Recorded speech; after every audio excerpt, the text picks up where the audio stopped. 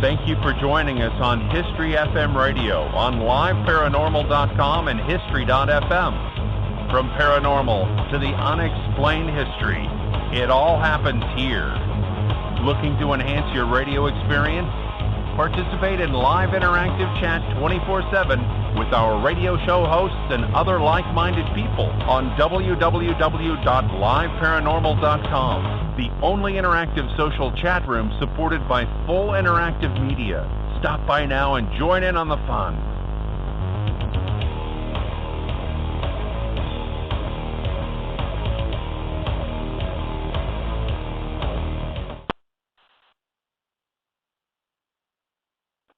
Good evening, ladies and gentlemen, and welcome as we add another episode to the Cajun Ghost Hunter Chronicles. I'm your host, Stanley Gillette, and today my guest is my friend and author, Rick Waid. Rick is a medium, and his book is My Paranormal Journey, One Man's Obsession. We will talk about his book, his psychic abilities, and play a few of his EVPs. Before we bring Rick on, I'd like to first play an EVP where Spirit says my whole name. Last week I mentioned that some people feel that if you use radio sweep when you do an EVP, that the voices that may be picked up from radio stations can create pareidolia, or the sense of hearing a spirit speaking when it's just radio clutter that the user is falsely making out to be a spirit voice. I captured this EVP on Devil's Swamp Road, a couple of miles from my house. When I was requested by the producers of Deep South Paranormal to try to gather evidence for them, like I said before, my real name is Stanley Robleski, and Stanley Gillette is my pen name. So having this long Polish name with a couple of W's confuses living people who try to pronounce it, and I always have to phonetically correct them when they try to say it for the first time. In this clip, you will hear me asking Spirit if they know my name, and a voice replies and says, "You're Stanley Robleski," correctly. So here we go. I'm going to be playing your Stanley Robleski. What's my name?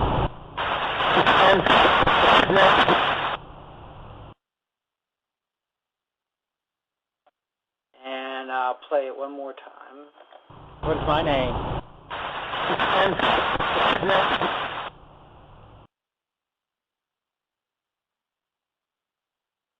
And once more. What's my name?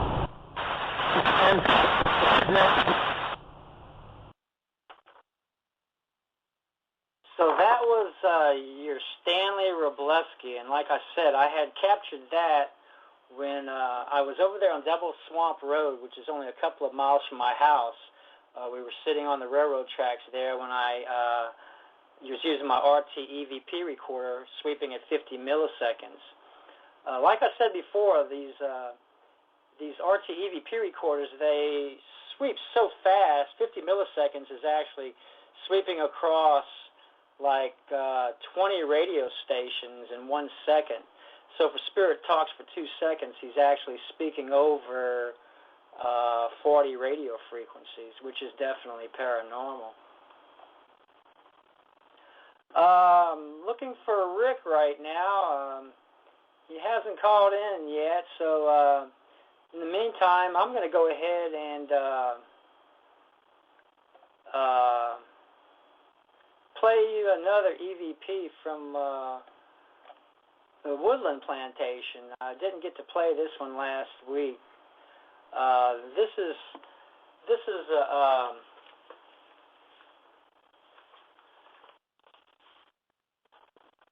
This was captured during an Echovox session at Woodland Plantation. The spirits came on the Echovox during the session on January 29th of this year. And they said, "Why would Stanley go there? That will be best to stop." Like I was in a room where they didn't want to make themselves manifested to me, so they decided that they would stop doing whatever they were doing. So here we go. I'm going to go ahead and play this one where they say, "Why would Stanley go there? That will be best to stop."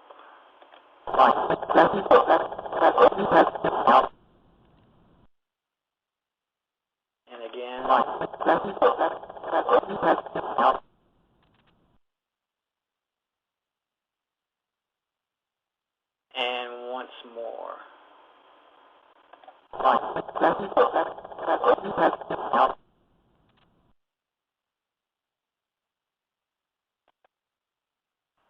that was get Stanley to stop, and I think I have Rick Waid online here. Hello, Rick. What's up, Stanley? How you doing, buddy? Pretty good. How are you this evening? I'm doing great. Excited about the show. Oh, me too. Look, Rick, can I get you to tell the audience a little bit about yourself and about your book? Well, I wrote My Paranormal Journey, One Man's Obsession.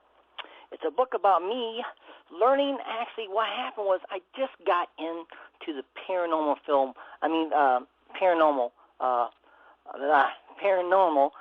by watching the actual paranormal show. It was called Ghost Hunters. So I started watching that show, and then one night my son came over and said, "Hey, let's go check out a house." So we went down and checked out a house, and I asked there was a door up on the second floor. I asked it to close for me, and it did.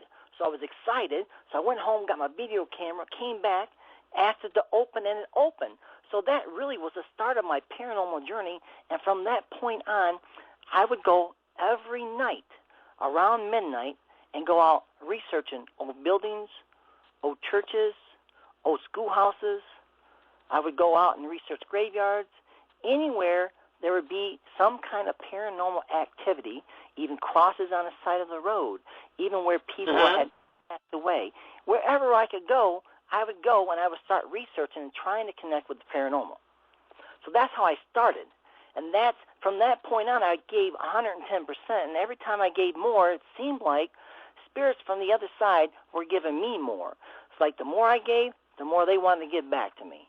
And from that point on, I started getting actual true abilities to be able to hear, to be able to see, to be able to feel, to be able to smell. And that's how it all started. And then I started going into readings. So that's basically a little bit, little information about me. But that's how it all got started. Just from one door opening, changed my whole life, changed my whole career, changed everything. In your book, Rick, you talk about how your wife at Christmas time gave you an audio recorder to record EVPs, and that after you got it, you went down to the old hotel near your house, and you recorded there, and when you first processed your first EVP, that you heard a scream. What was your reaction when you heard your first EVP like that? I was blown away. I instantly got on the phone and started calling my relatives in Kentucky. I called my nephew Richard because he was a non-believer. And I said, "Man, you got to hear this. This is amazing. This is actually, you can hear the scream on this audio." And there was nobody around. It was like midnight. My town shuts down around 10 o'clock because nobody does anything. So I'm telling you, it was pretty amazing. And it was the old hotel way back in the days, and they was redoing it and making it into apartments. So this scream meant something. I didn't understand it, but I was excited about it, Right. You said in your book you were recording on a regular basis at the old school, and you once told your wife that you were running late, and you went and recorded the school, and it was snowing, and that when you went to leave, that your truck your van kind of slid down a snowbank, and somebody in a passing truck pulled you out. But after he pulled you out, he told you to stop doing what you're doing and handed you a brochure on how to get everything right with the Lord. So what were your thoughts after his exclamation, and did you seriously consider halting your investigations when he told you that? I actually did. I actually took a break. I relaxed. From that point, I was worried because, what was I really doing? Was I really connecting with evil spirits, negative spirits? I didn't know what I was doing, but I was so excited about it. But I took a break. I started thinking, hey, I'm going to take a break. And from that point on, I started seeing these little green Bibles everywhere I looked. The little green Bibles was like another thing saying to me, "Hey, Rick, you're on the right track now." Because, see, when I was doing EVPs, I was getting a lot of EVPs. I was getting up to 30 EVPs a minute. So it's to a point where I'm telling you, every time I went out, no matter where I went, I was getting these EVPs. Was it spirits surrounding me, following me? It could have been. But I think spirits were everywhere. you just had to tap into that energy, and that's what I was doing. Oh, I agree with you 100%. You can get a spirit anywhere, anytime, anywhere. Now, there was an old abandoned, what you called the spirit house that your sister-in-law Shell told you about, and you said you would go in there and you would record at night. And you said that you captured voices saying stuff like, give Ann a sedative, and you heard noises like someone was shocking a body. And you said that once when you were leaving, you told the spirits thank you, and then you heard a disembodied voice with your own ears tell you you're welcome. What was your reaction to actually hearing a disembodied voice with your own ears? Well, that really was really, really cool, and I knew I was on the right track because, I never heard that stuff before. It took me a long time to actually start hearing EVPs, too. But this house was a special house. It was interesting. And the thing is, it's an old abandoned house. There's no windows. There's no doors. I mean, there's birds all in there. There's probably bats all in there. I mean, it was just an old place. And for me to go in there and connect with these spirits and stuff, and to get an actual voice saying, you're welcome, that really made my night. Really made my night. And I knew I was going forward because if they're going to communicate me now, if I keep on putting all that time and energy, they're going to communicate more and maybe show themselves to me. Right. Well, while you were recording there, you said you picked up a train in an EVP, and you sent that to me, and it's very loud, where you can distinctly hear the steam engine turning the wheels. Why do you think you captured a train there? Well, honestly, right next to the house, we're talking probably 10 feet away, is an actual bicycle, where you ride bikes, but it used to be a train track. So like 40 or 50 years ago, it used to be there. That train track used to be there. So I believe I was capturing energy from the past. It was like reoccurring or coming back at that certain time frame. That train had actually came by, and it came on my recorder, which is really, really cool. Yeah, well, we're going to let the audience hear that right now. I'm going to go ahead and play it a couple of times for them, okay? Here we go. This is the train that Rick Waid caught near what he called the Spirit House.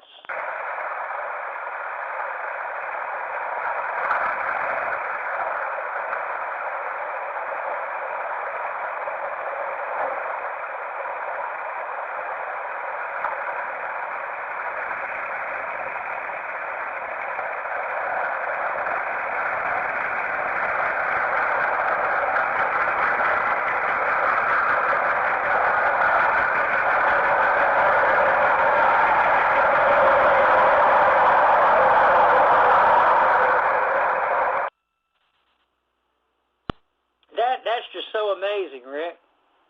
It is very interesting because, I listened to that whole audio, and see, I was so geeked about it. I was so excited. I bet I lost a lot of information on that audio because I didn't know what I was hunting for.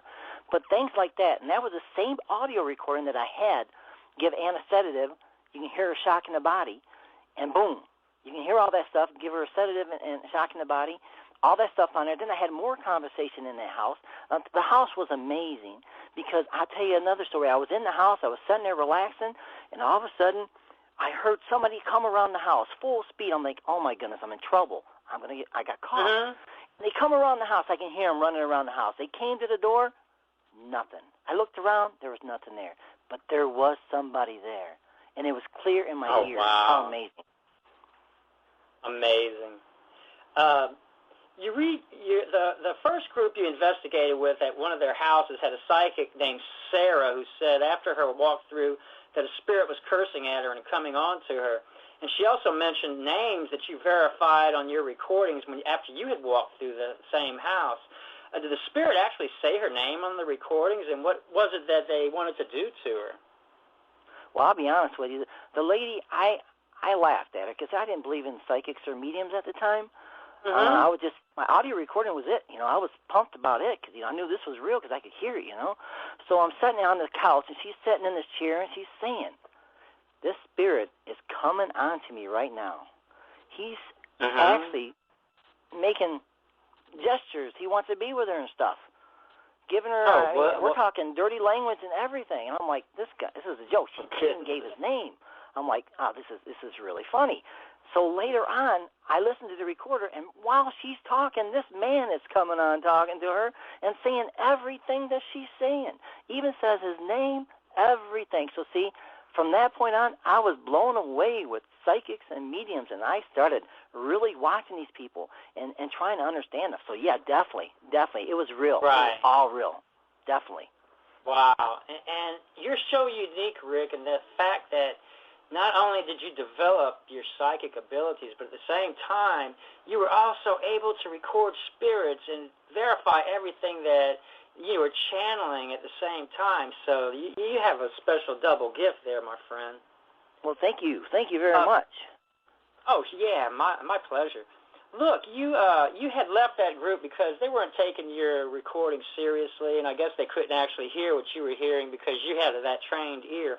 But later on, you decided you'd rejoin the team after you heard that they were now posting audio on their website. So you went to the team leader's house, and he had you go and record inside of his house. And what was the result of that walkthrough, and why did the capture on your recorder have such a profound effect on you? Well, I went in the house, and I wanted to, prove to these people. The thing is, I kept wanting to prove, and I really shouldn't have had to done that. I shouldn't have had to. Right. But I wanted to prove. I wanted them to hear this. I wanted to prove. So I went in the house, walked around, did what I usually do, ask spirits to communicate and stuff. And as I'm walking out, I'm looking at, I believe it was a Jesus picture I was looking at, a Jesus picture. And then I left and went out. And then when I played back the audio, on the audio it said, St. Peter, peace of me. Oh, wow. Now to me, I'm looking at Jesus. I believe it was the Lord's Supper. I can't remember exactly. But St. Peter, peace of me. Now, whenever I listened to the audio recording at my house, I got in tears because it was so clear. And I knew there was a spiritual message for me. And I'm telling you, when I get chills and when it brings tears to you, it's definitely something. So I played it for my wife. Oh, yeah, I agree with you 100%. Listen to it, I'm an old Catholic boy here, and I go to church regularly, and I take Holy Communion. And when I heard this EVP, St. Peter, peace of me, and, whenever I'm in Mass and they say, this is my body and this is my blood, and when you're eating my body, remember me, eating this bread, remember me, when I heard your EVP, that's exactly what I was thinking, just like you, my friend. And I'm going to go ahead, I'm going to play this for the audience here. This is St. Peter, peace of me. And I'm going to play it a couple of times here because it's just an amazing EVP. And again. And one more time. Now, whenever I listen to the audio there, it says St. Peter, peace of him. It sounds like it's peace of him instead of peace of me. So it does sound like you do that. I always hear stuff, and I'll listen to it hundreds of times and hear it, and then for some reason, as time goes on, I'll listen to it, and all of a sudden, I hear it differently, and from then on, I'll hear it differently, and it's just, I don't know why. And I don't know why peace of him. And, it might have been St. Peter, peace of him. I don't even know how I labeled it. I can't remember, but either way, it's peace of him now. I can hear that clear as day. Yeah, I'm going to play it again so the audience can hear that. Yes, it is. And listen to that Absolutely. voice. Listen to that voice. It's an angelic voice, I think. Yeah, a powerful angel, too. Others that do EVP recordings, a lot of people say that they never catch references to God or Jesus on their recordings. And on July 6th of last year, I started using an Echovox on my tablet. And I couldn't get the echo effect to work, but I went ahead and recorded in my bedroom instead in front of a bust of the Sacred Heart of Jesus that my deceased mother had given me. And she had acquired the statue when she lived in New York City with my father. And in it, I asked the dead if they see Jesus Christ, and a male voice tells me, he's there. That taught love. And so I'm going to go ahead and I'm going to play this for the audience here because they're so intertwined here with the religious implications of both these EVPs. Here's He's There. You see Jesus Christ?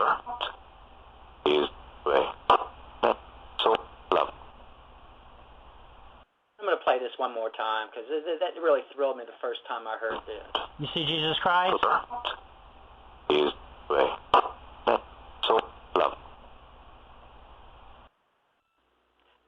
So, anyway, getting back to your book, Rick, the group wouldn't listen to your side of the story when you showed them videos of spirits reacting on demand at the old abandoned house. So you took them out there, and you captured EVP of spirits saying, hiding around the corner, and here we come. But your group discounted these as other members talking. Tell us why you didn't agree with them about the captured voices and what decision you made about the group at this point. Well, see, what it was is I took the group that night after I recorded St. Peter piece of him. I ended up taking the group to this place where I did my research. And I left the whole group up on the road, and I took just the founder into the house. We went into the house, and we did recording. What was that? You say something? Go ahead. I'm sorry. Okay, we went into a house, and I walked him around the house. And I'm recording as we're coming up, and the spirits are talking. And we're in there, and I took them around the house, and then we yelled for the other ones to come. Now, see, when you do recordings, you know exactly by certain keys on the recording. When he yelled to them, that I knew from that point on, anything beforehand was nothing to do with the group, because there was nobody there, just me and him. So whenever I play the recordings for their EVP specialists, I send them over to them, I play them, and there's female talking. And you can hear the females communicating. So he says, no, that is the girls from the group. And I said, then I sent him the long EVP with just me and the founder, and then him yelling, and then he could see there's no way because they were way over there. They wasn't even in the house yet, see? But he still, from that point on, he never heard it. He couldn't hear anyways. That was the key. He couldn't hear what I was saying. He could go a 12-hour night recording and not get one EVP, and I was blown away. I was getting 30 a minute. Right. It's amazing how maybe spirits aren't attracted to them, or maybe spirits don't want to talk to them, because I think a lot of it has to do with your mindset and your openness to spirit before you do the session. Well, and another thing is, his wife was a medium, see? So it seemed like that would not be an issue, but it's obvious it was.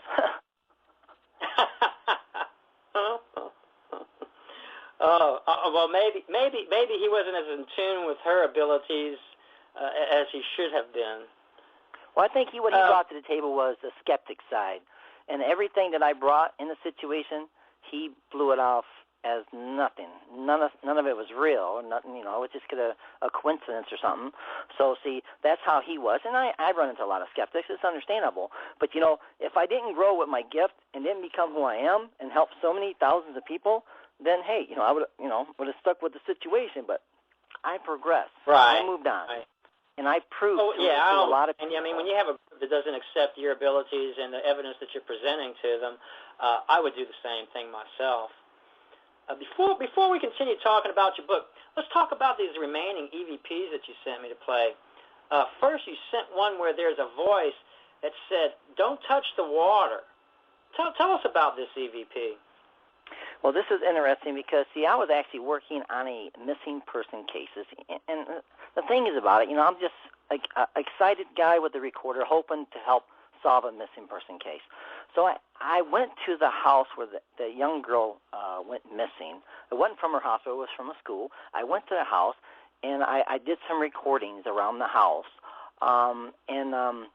So I ended up going, and I just went back to the car, and they didn't want nothing to do with me. They didn't want to talk to me. They didn't want me to hang out or anything. So it was new owners of the house. So I left and I went back and listened to it, and I heard, "Don't touch the water." And what's weird is it's a nice area. There was no kids around. There was nothing, just dead silence. And to hear this kid say, "Don't touch the water," and later on, as I did more work on research on the actual case, a lot of them, the psychics and mediums that come through, said she drowned, that somebody drowned her. And that's where she's buried in the water, somewhere in the water. So, see, that went right with "Don't touch the water." And it sounded like a young boy. like around 9 years old, and that's how old her brother was when she disappeared. Oh, wow. Okay, or I'm going to go younger ahead and play this. around that age or something. Right. And it does sound like a young boy. This is Don't Touch the Water.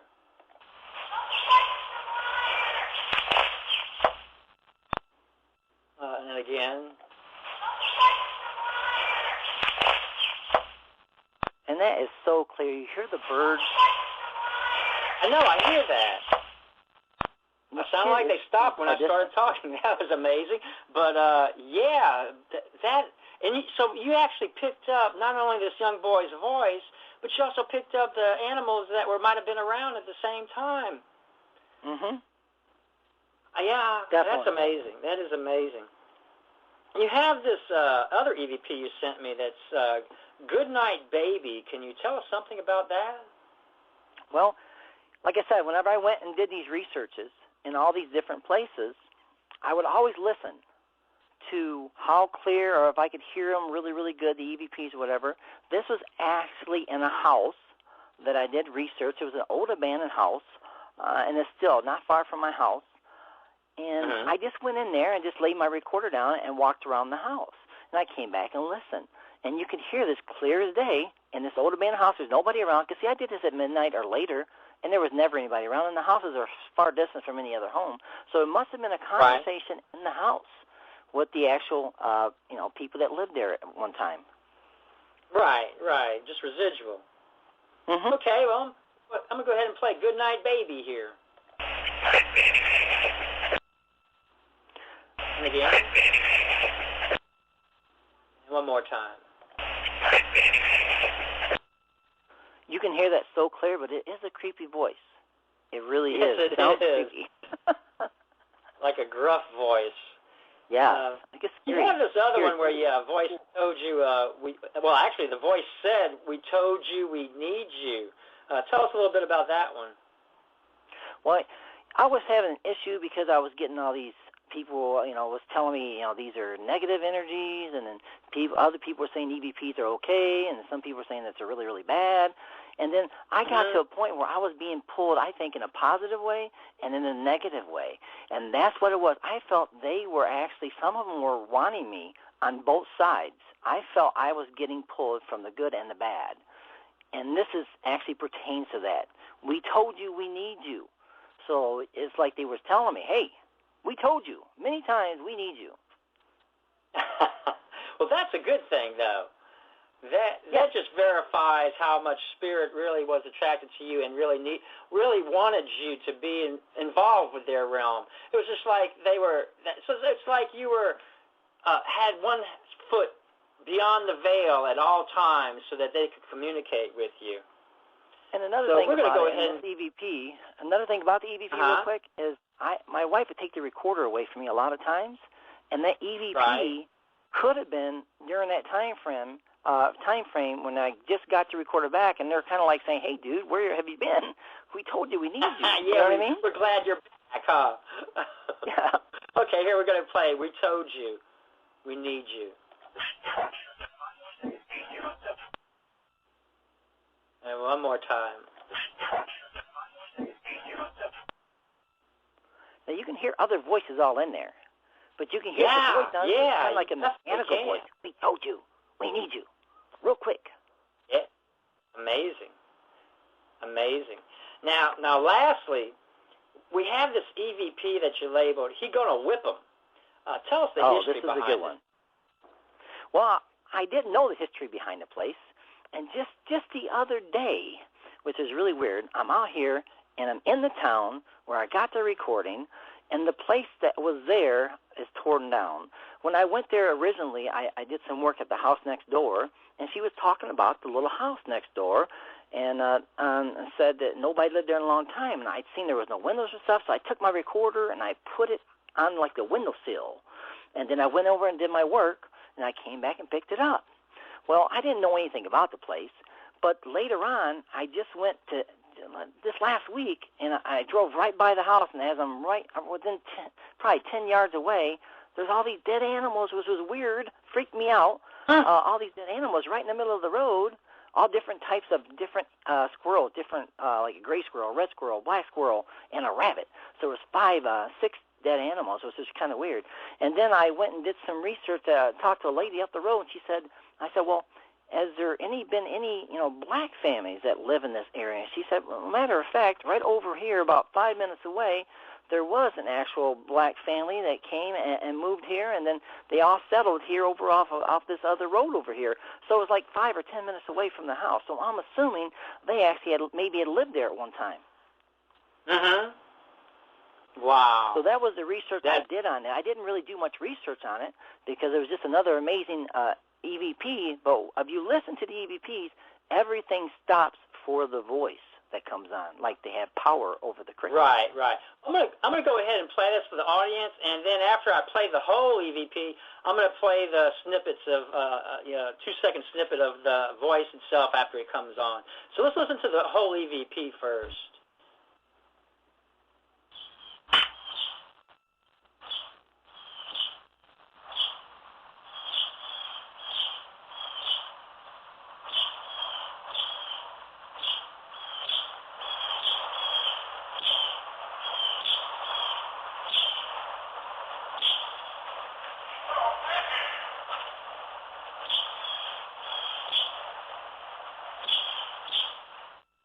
What do you think those background noises are, Rick? That's actually birds. That's not crickets. This is the wrong EVP I'm talking about. That's actually birds. Those are birds. You can hear the birds. It is right by the water. So I bet really? those are like seagulls. Yep. Oh, okay.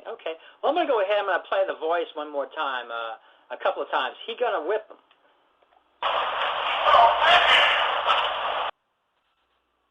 And again. That is truly amazing. That sounds like a southern voice to me. Yeah.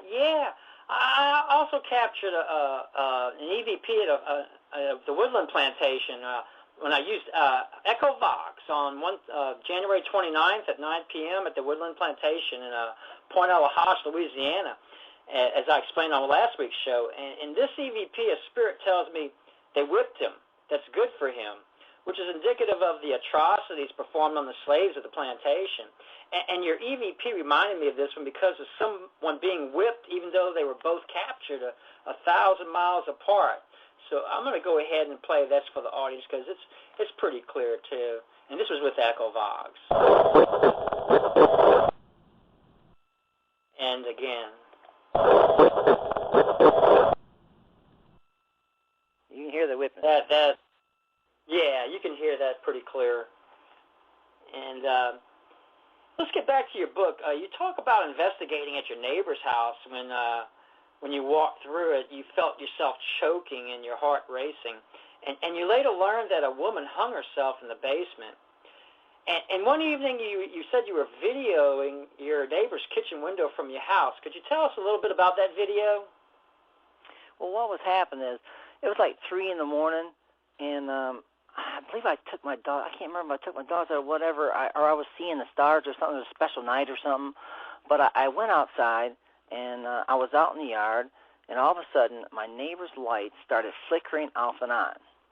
A lot, like 10 times. Wow. I'm like, there's something weird here. Something's going on. So I went in the house because, I was getting into video camera too. So I went in the house, and I started videotaping. All I did is put it on my little deck here and just videotape one of the windows because the light was flashing. And I did not know they was going to get up at 3 in the morning. But they did get up. So what happened is I went back and played the video, and on the video camera, all I seen was this white thing go across the window. I couldn't see it. On the video, it just shows a white thing going across. So I plugged it up to my TV, and then, boom, you can see the neighbor going across, getting some stuff from the kitchen, and then going back. Okay? But before she goes and does her thing, a little energy, I think it was a shadow person, jumps into the picture twice as fast as her, really, really small, has her image of her hair, her ponytail, and everything. It looks at the kid's pictures, turns his face. You can see when it turns the head, there's no face, and then it runs out of the picture, and then the owner comes. So it's really, really interesting video. Wow, that must have freaked you out when you saw that, huh? Well, it only freaked me out. I showed it to the neighbor. She wouldn't go back in the house until her husband got home. But, you know, it kind of ruined my friendship. Oh, my goodness. It kind of ruined my friendship because of that. Some evidence that you should have just kept to yourself, huh? Exactly. And, you know, and the thing is, I send it to them. They end up sending it all over the place to all their friends, neighbors, and everything. And you know, my neighbors, I did a lot of things in my book with my neighbors through my psychic journey, too. So it was interesting. But, yeah, definitely it was kind of rough because, you know, I shouldn't have been doing that. But I felt there was a need for it. And I'm telling you, I don't get a lot of responses out of that video. It's almost to a point where I actually take it down because I feel bad for these people, you know. But you really can't see her in the actual picture. I mean, you really can't see her, so nobody really knows it's her. But it's an amazing video to me. One of my favorites. Oh, yeah, that sounds interesting. I'd like to see that myself. You are listening to Live History FM radio on liveparanormal.com, the Paranormal's top social community. And you're here with the Cajun Ghost Hunter, Stanley Jolette, and I have Rick Waid, author of My Paranormal Journey, One Man's Obsession. Getting back to your book here, Rick, there was a roadside cross you saw on your way home from work one day that said Ben 93. Could you tell us the story of Ben and the ghost in the graveyard? Okay, what happened is, you know, I drive by this road hundreds of times, and I've never seen this cross. So it was actually shown to me. It had been shown to me. So I stopped and I said, wow, this is interesting. So I went there, and at the time, I didn't have my real recorder. I actually had a cell phone on me because my recorder, I don't know, I didn't have it on me at the time, but I had a cell phone. And I pulled over to the side, and I started recording. I said, if there's anything here, Ben, if you're here, come and communicate with me. On my cell phone, I do have this recording. On my cell phone, you can hear the door open up of my car and slamming shut. And at the same time, I'm hearing it out of my ear. I can hear you get in the car. You can hear me talk about that. Well, you know, the thing is, I didn't know anything about Ben 93. I had no clue. I came back a few more times and did some recording. And I asked him, I said, show me something. Give me a sign. I don't have a last name. I don't have nothing. So as I'm driving back from work, one of my guys calls me, and he says, I'm lost. I need some help. Okay, so I pull over. It's kind of weird. I pull over in a graveyard. Would you believe it? I pull over in a graveyard, and I park, and I'm looking on my map, computer map, and I finally found where he was, and I got him to where his destination was, and I look up, and what do I see?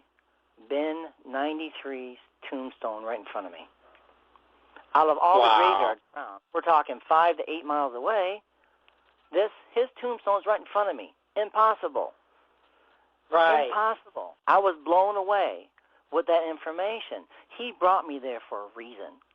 And that was the actual graveyard where I started doing my next part of my book, where I started seeing things and feeling things. So that was an amazing graveyard because a lot of things happen in that graveyard that will make people wonder. For instance, I was there whenever I was driving up one day. I didn't have my video camera because it broke a lot. And I looked down there and I swear, I said, this is my first ghost. I'm seeing my first ghost. I seen this image going around a tree, playing around a tree. I said, it's got to be a ghost. As I got closer, it shot to the right and then made a 45-degree turn and disappeared. So I'm excited. I'm running with the recorder on, going crazy. Said, this is a ghost. It's a ghost. I went over there and I looked. It's a plastic bag. A plastic bag. So I'm thinking, this is crazy. So I ended up taking my recorder and leaving it on a tombstone, and I ran and got my sister's video camera. And the whole time, I came back and did research on that place, and I looked over there during the daytime, and there was 2 little kids, like a baby tombstone and another little kid tombstone where this bag was flying around and playing. But what was interesting was it was upside down, floating across. It wasn't flopping in the wind and twisting and turning. It was floating across with the handles on the bottom, floating across. And I'm watching this. It was amazing. So I came back, got my recorder, listened to my recorder. And another thing that was interesting is I put the recorder on this tombstone, and it's all grass. As I listen, I can hear footsteps all over, walking around and talking and stuff. And guess what they're walking in?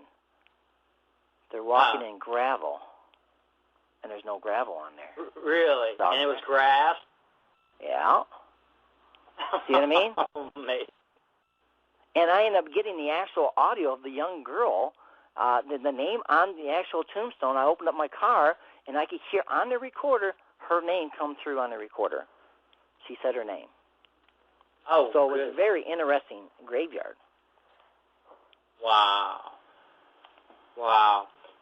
Many people refrain from investigating in their own homes, except for you and me, of course. You've captured video, orbs, and growing spirits in your home.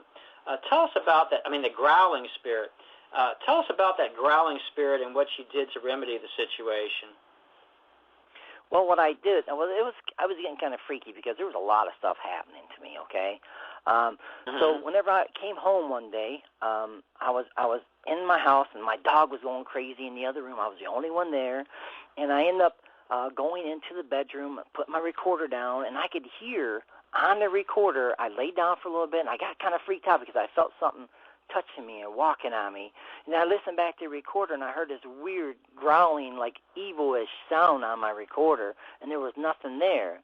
So what I ended up doing is getting a hold of another person that told me what to do, and they told me to go to every window and make a cross and say a prayer from the Bible, a certain verse. I can't remember what verse it was, but told me to say that and do it on every window, every doorway. And I did that, and I'm telling you, the sounds in the house did disappear.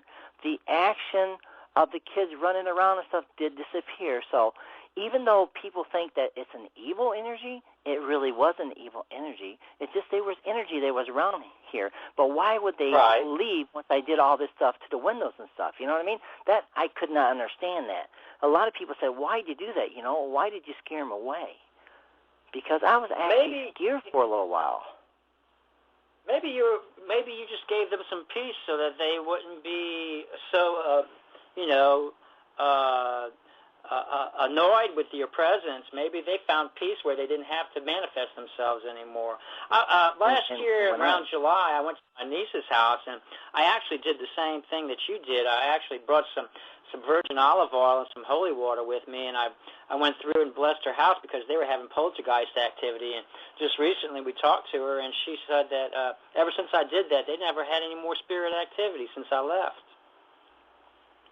And go ahead. Go ahead. No, I was just listening to you. Go ahead. Okay. Well, years ago, I stayed at the Castle Inn in the Garden District of New Orleans, and I had the ghost of a little girl jump on the bed in between my legs around midnight, and that scared the bejesus out of me. And I understand you had a spirit visit you in a bed at your sister-in-law Shell's house. Could you tell us about that encounter? Well, what happened was I was upstairs, had my recorder, I'm laying on the bed, and I felt something going across my leg. And you can see the hair stand up, but you can feel what it's doing. It's like the energy is like pulling the hair up, and then it's rubbing of the hair. It's not touching my skin, but it's rubbing the hair, which was really, really amazing. I was actually feeling this spirit touch me. And later on, when we did an investigation, a medium comes and she says, you know, I'm seeing something interesting. I'm seeing a person laying down, and the spirit is rubbing their leg, and the hair is standing up, and the person is feeling this. And, you know, I didn't tell her that. I didn't tell her it happened to me, but it happened to me. I was blown away that she picked that up. Blown away. Wow.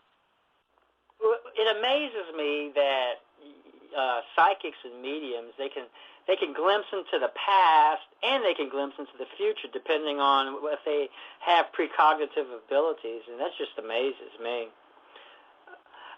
One day you intentionally annihilated your recorder. Why is that? Well, it got to a point where all I did was listen to the recorder. If I went out somewhere or went out to dinner, the recorder was to my ear. If I went swimming, the recorder was to my ear. I mean, wherever I went, the recorder was to my ear. I slept with it. I did everything with it. Even on my job, where I almost lost my job because of taking a recorder in a person's house, the recorder was on me 24/7. So the next day was my wife's birthday, and I said to myself, I'm going to go and do this, and I have video of this. And what I did is I took the recorder in the garage, and I videotaped this, and I told my wife I loved her, and this is the end of it, and I smashed that recorder and smashed it to pieces. And it was my favorite recorder, because that's the one that had all my great, great EVPs on. And the thing is, they were still on the recorder because I didn't know how to get them out because they were not the kind that hooked up to something. So I just tore it up, and you can see it on the video. But, the thing is about it, the spirits would not let me stop. They would not let me stop. So I had to sneak and get another recorder. And how I did that is we was out grocery shopping, and I hid the recorder in the grocery cart with the batteries. And then I said, honey, just go ahead and go to the car. I will go ahead and pay for this. We'll take care of this. You get to the car. And she didn't even see me get the recorder and stuff. And I actually got me another recorder, which was naughty, but I had to have it. It was a bad obsession. Well, lucky for you, she doesn't have psychic abilities where she knew what you were doing. Yeah, definitely. I would have gotten in trouble a lot sooner then. You said in your book that she went to a paranormal conference in Allegan. Is it Allegan or Allegan, Michigan? Allegan, yes. Allegan, Michigan. And how did that really change your life going to that conference? Well, I'm down there excited about my recordings and stuff. I was brought in from Kathy. She's a friend of mine, Kathy Conder, and she said, "Listen, I want you to go into this place and tell me what you feel." So as I'm walking in, see, what was happening is slowly the recorder, I was losing interest in the recorder, and my abilities was coming on. So when I walked in the doorway, something went through my body. I felt it go through me, and I told her. And I went in there, and I did my recording and stuff, no problem. I went in and did a few of the things. I had readings done by people, and things just did not work out. They didn't connect very well. But then we went into this last show where this lady was a detective or a police officer, and she had this gift of drawing criminals, to drawing the killers, sketching them out. So we went in there, and we started doing research, and what she wanted us to do was like, okay, I have something hidden behind here. Tell me what it is. And what I was doing, what was interesting, and she told me personally, said, listen, you're way more gifted than most people, because what I did is I saw the number 9, and I heard number 9. So, see, I could see the number 9 and hear the number 9 being told to me.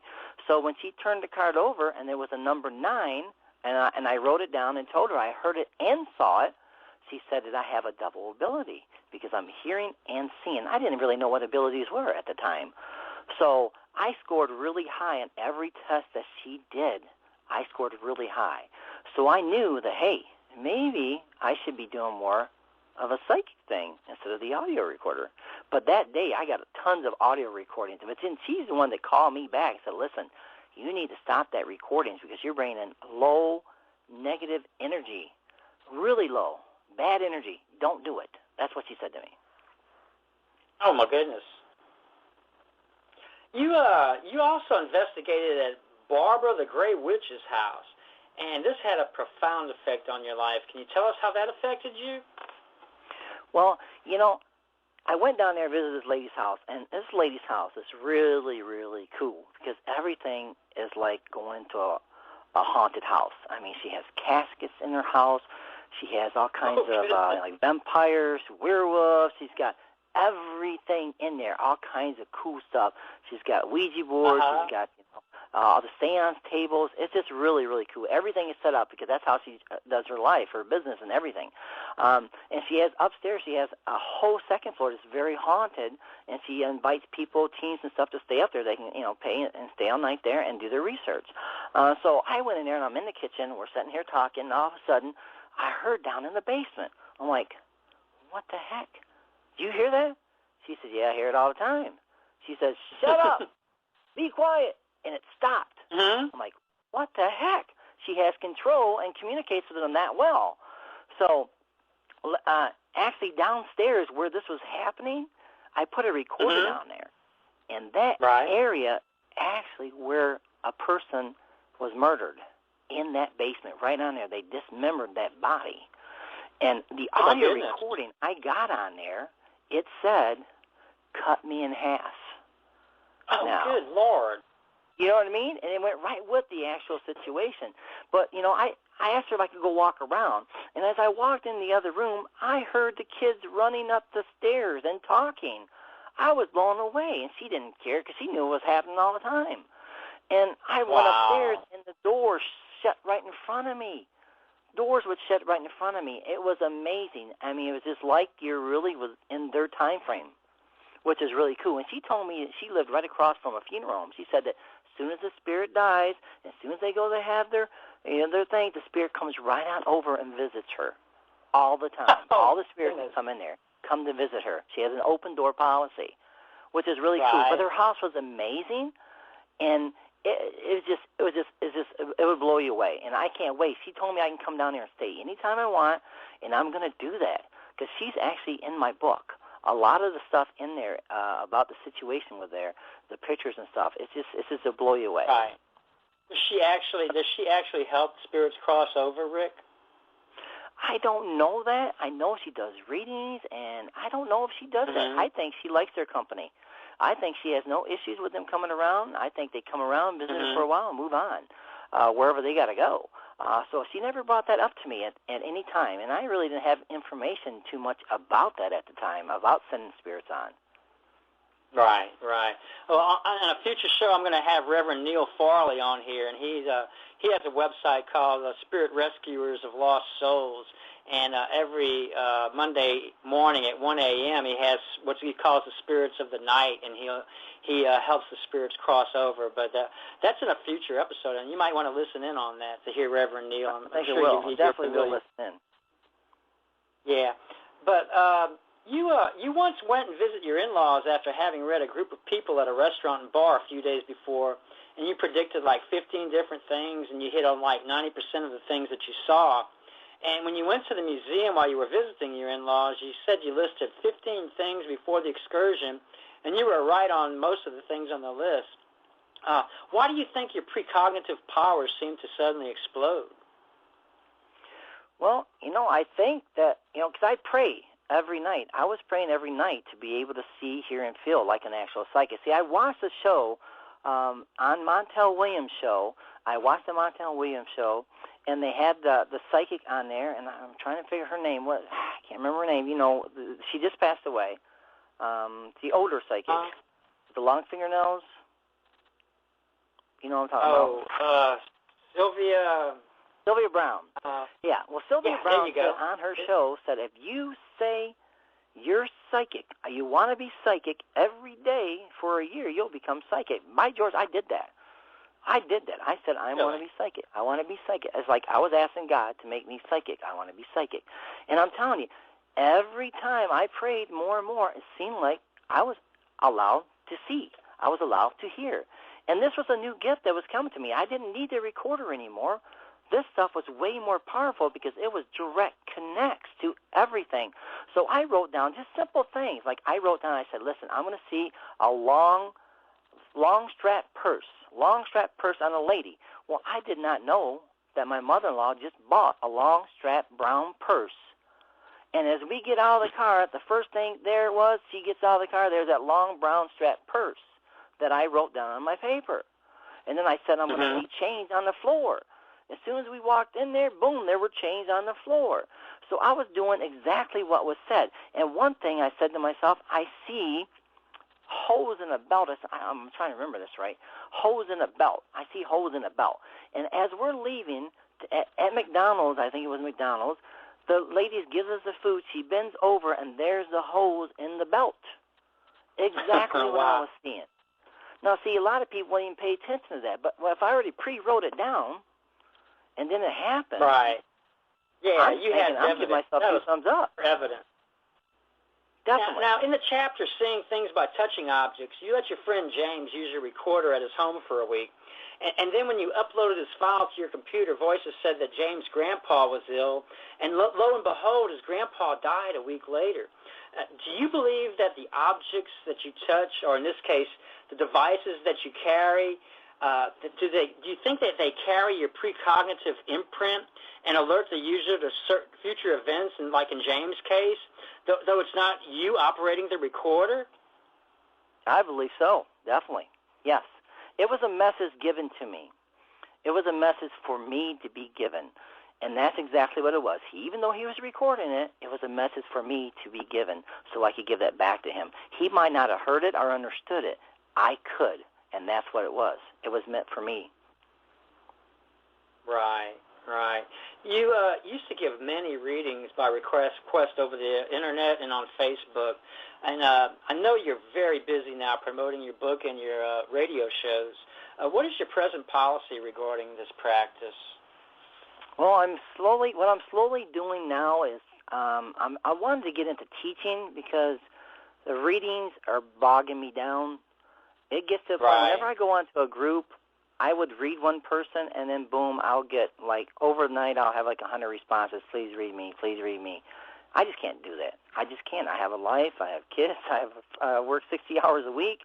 So, I feel bad, and I've given all this information and all this time to these people, but I just can't do it like I used to do.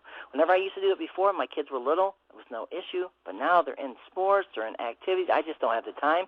So my policy now is I will read if I feel the need to read the person, and I won't be taking PMs anymore because all they do is just pile up. I got like probably a year worth of PMs. I just can't do them. I just don't have the time. Right. It's crazy. Because I know people need help, and I understand that, but I'll tell you what, I don't have that much in me. I'm only one person. Yeah, you can only spread yourself so thin. You've helped the police in murder investigations. Do you still do that? I'll help anybody if they need it. The thing is about police departments, they will take the information, and they just seem like they never give you any information back. So, and even if you get stuff correct, they still don't give you information back. So I've had that. I've actually went out and done some stuff and research on some cases, and boom, next thing you know, I see it in the news. The information I gave to them is right there. They're playing the information like it's something that they thought of, but really it was with my recordings. Wow. You're so helpful, Rick. I mean, I really respect what you do and what you have done. And before I let you go, I want to play an EVP that I feel should be the mantra for mediums, and it's actually a blessing from Spirit. And I captured this during the Echovox session that I previously described at the Woodland Plantation.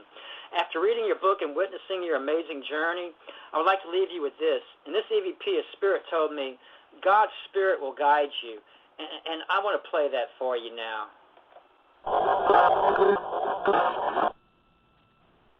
And again. Exactly. And one more. Right on target. Yeah. Oh, I hear that clearly. I feel that's what all of the people that, like you, and with your abilities and your psychic abilities, are doing for humanity. That you are using God's Spirit to guide you and making the right decisions in what you do.